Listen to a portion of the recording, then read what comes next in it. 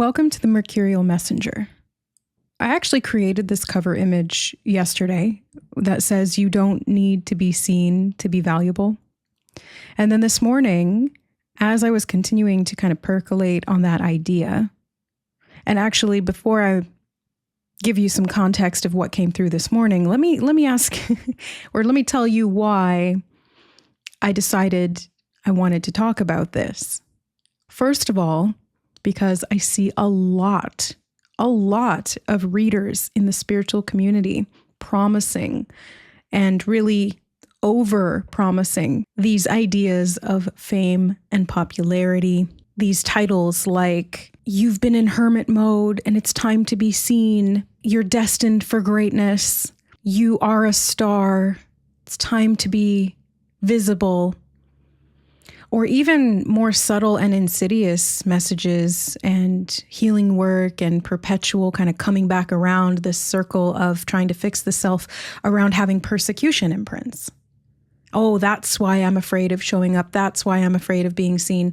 That's why I'm creating internal self-sabotage or resistance to this. Or that's why I'm not getting the notoriety, the publicity, the visibility, the recognition, the validation, etc., etc. And honestly, those readings piss me off because first of all, I've fallen prey to them. And second of all, in the past, on my other channels, which I don't talk about here because this is my anonymous channel, I have said those things. I have had those messages come through. And in the moment, it felt so authentic. But then looking back at it, I'm like, it's not that it doesn't resonate, but it's like, it's kind of icky to me now. And I think the reason that those messages come through in general is because there's a huge number of the collective population that really sees that as the prize. That's what they want. They don't want to be hidden. They don't want to be disguised. They don't want to be invisible. They want to be seen because they think that being seen equates to being valued, equates to being loved.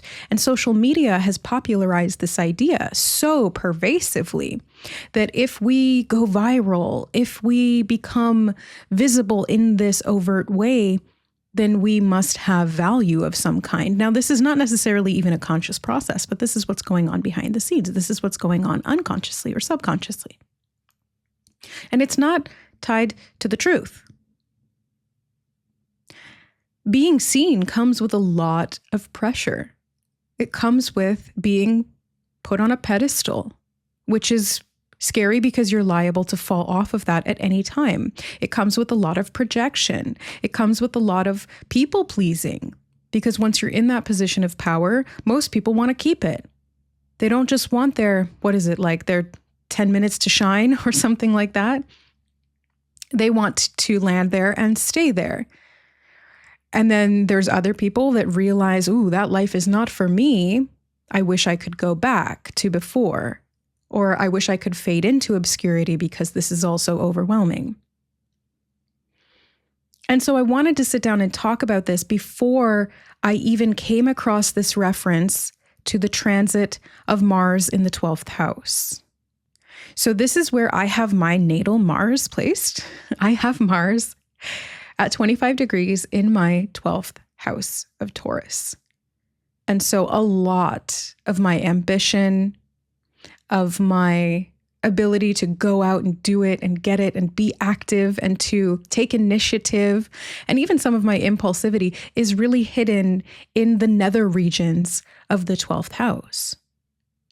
And so whether you're experiencing this as a transit or you're experiencing this as your natal Mars return, the equation is the same. You don't need to be valued to be seen. So again, I wrote that down. And then this morning, I was going through my astrology app that I use, Astro Matrix, and I was just kind of checking on things. And I was looking at all the transits of the day, which is not like a normal routine. I maybe do it every so often, every now and then when I feel called to. And I kind of just intuitively was like, show me which one I need to look at right now. And Mars jumped out at me. Mars in the 12th. And I was like, okay, well, look at that. It actually wasn't the one that I was initially leaning towards in terms of like my mental wanting to pick one, but my intuition, my body said Mars in the 12th. So I clicked it, and I'll insert some images from Ooh, Easter bunny, Easter eggs. Yeah. Finding things that are hidden. That's 12th house energy, hidden things.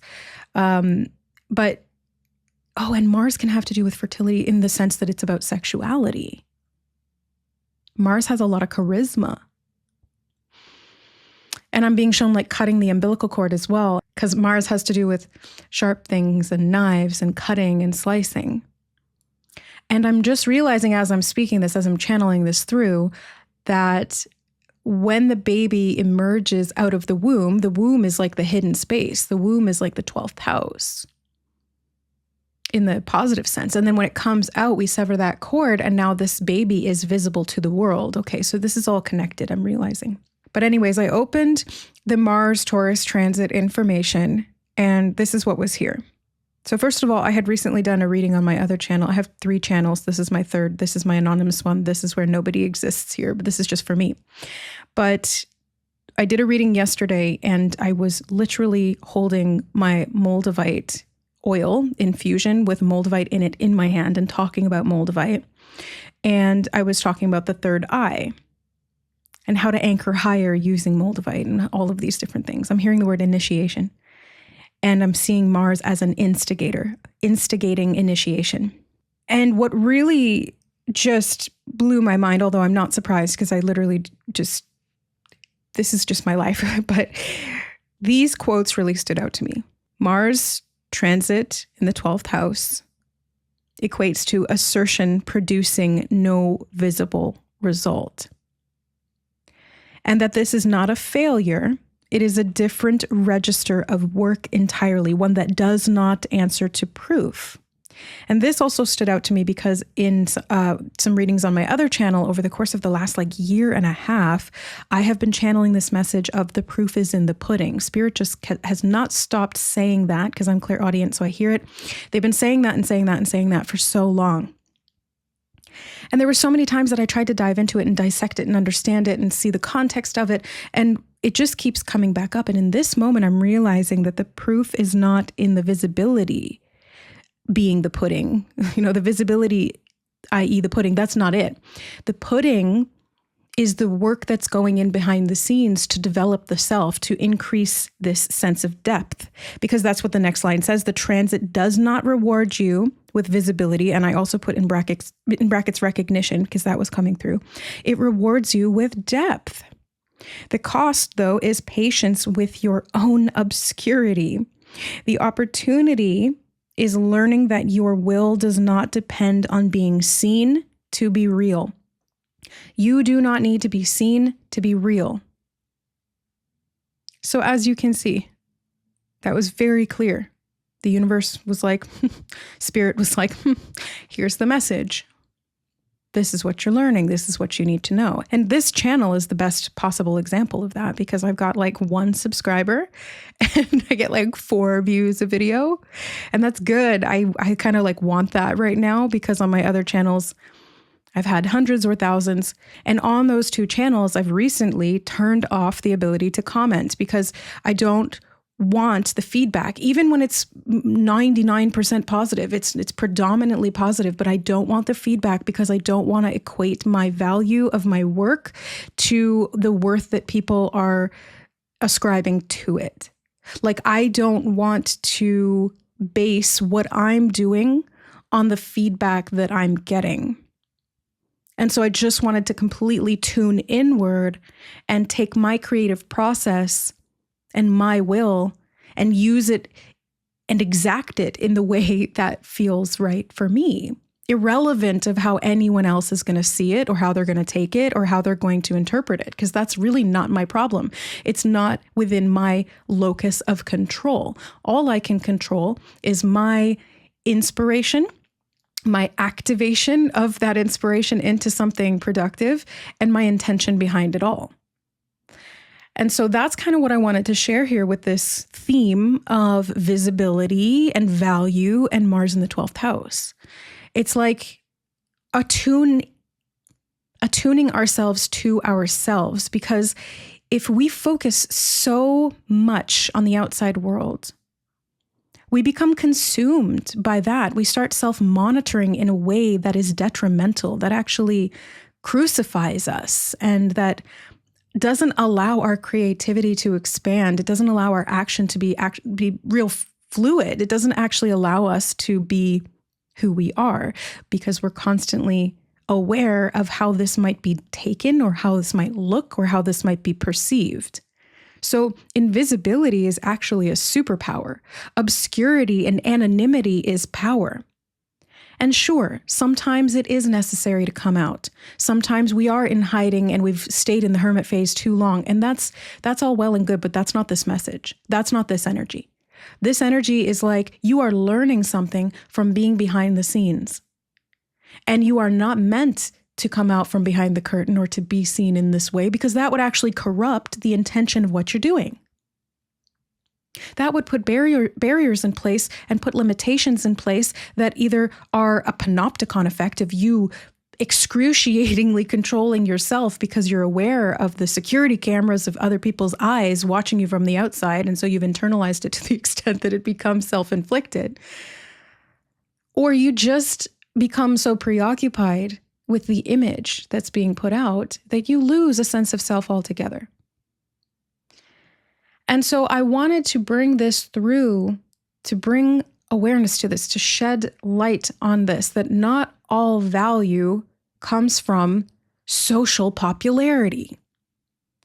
Value is often hidden in unseen things and in depth. And it frustrates me to no end that social media has really aggrandized this sense of superficiality. It's like looking at, I just superfish, I'm realizing Superman, superfish, the fish is Pisces, that's 12th house. Pisces rules the 12th house.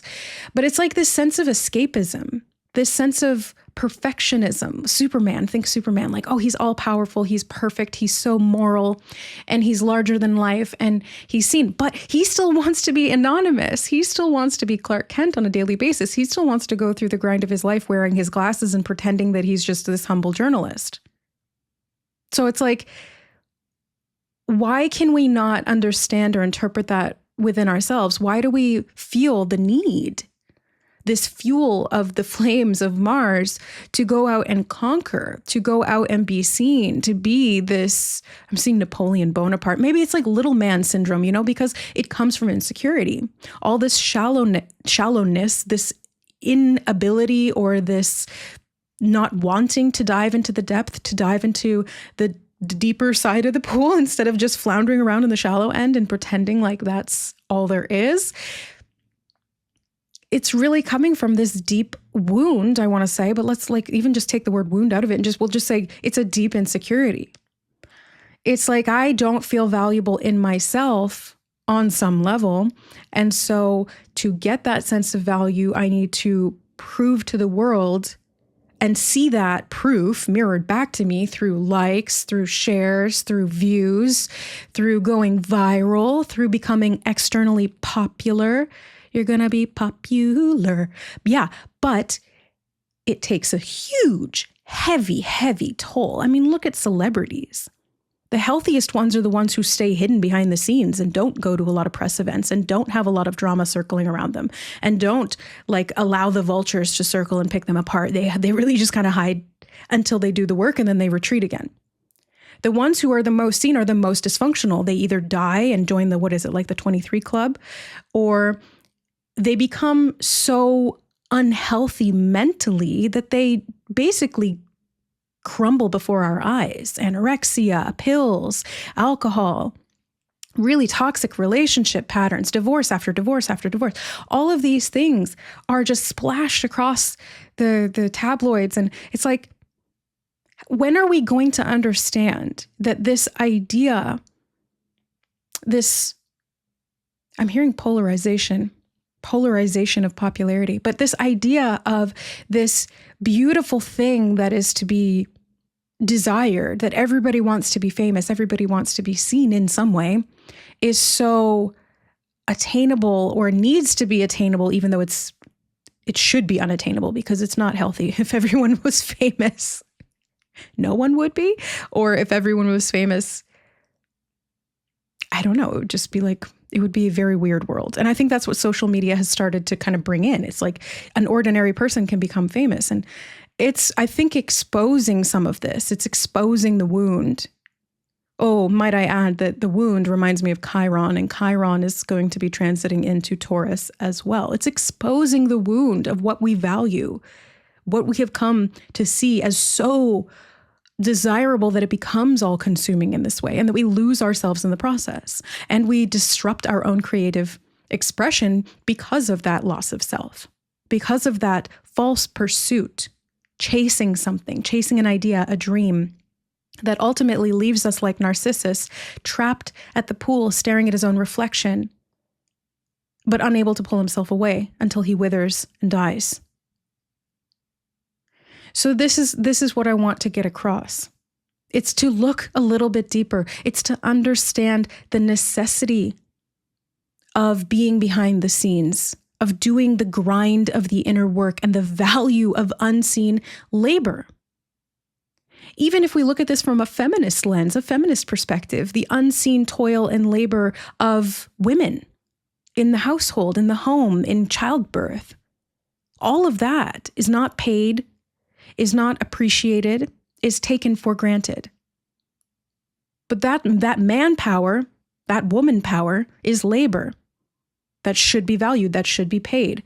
And it's the same thing when we look at the feminine energy, not as women, but feminine energy itself, which is Taurian, by the way, because this Mars energy is in Taurus and Chiron's moving into Taurus, and Taurus is the Empress card in the tarot, and it's connected to the divine feminine. It's Venus ruled, Venusian, Aphrodite. And so we're looking at the feminine energy, but we don't see it very clearly because feminine yin energy is unseen.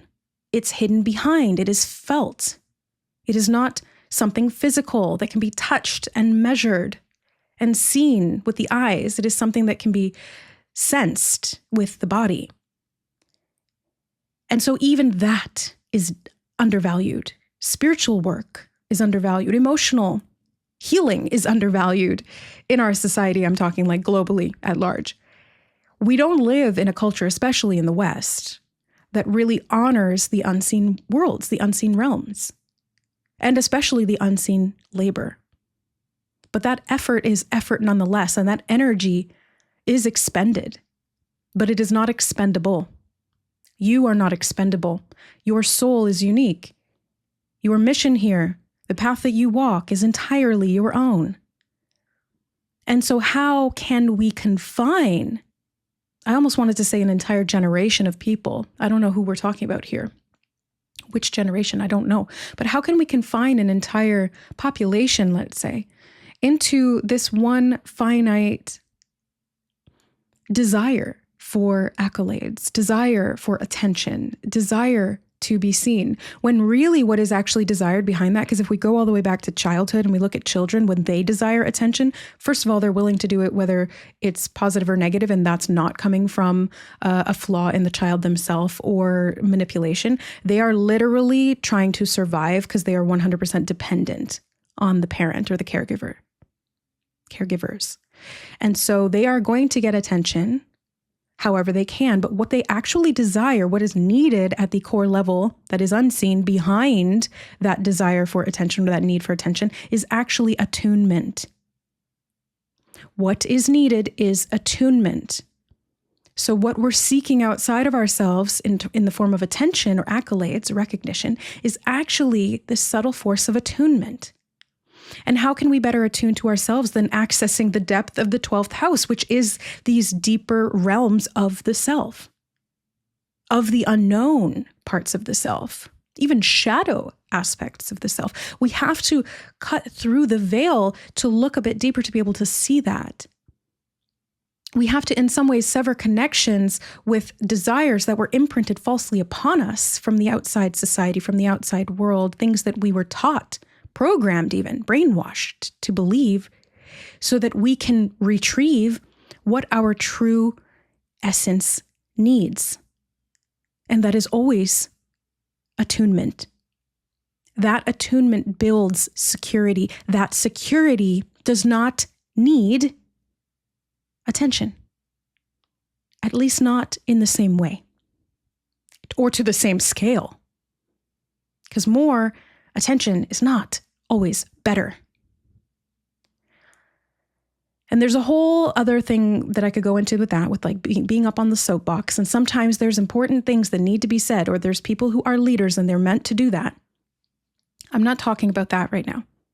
What we're talking about here is being better attuned and aware of what the self truly needs to feel secure, so that that attention seeking is not driven by an unconscious mechanism that becomes all consuming and then causes the self to be lost in the process.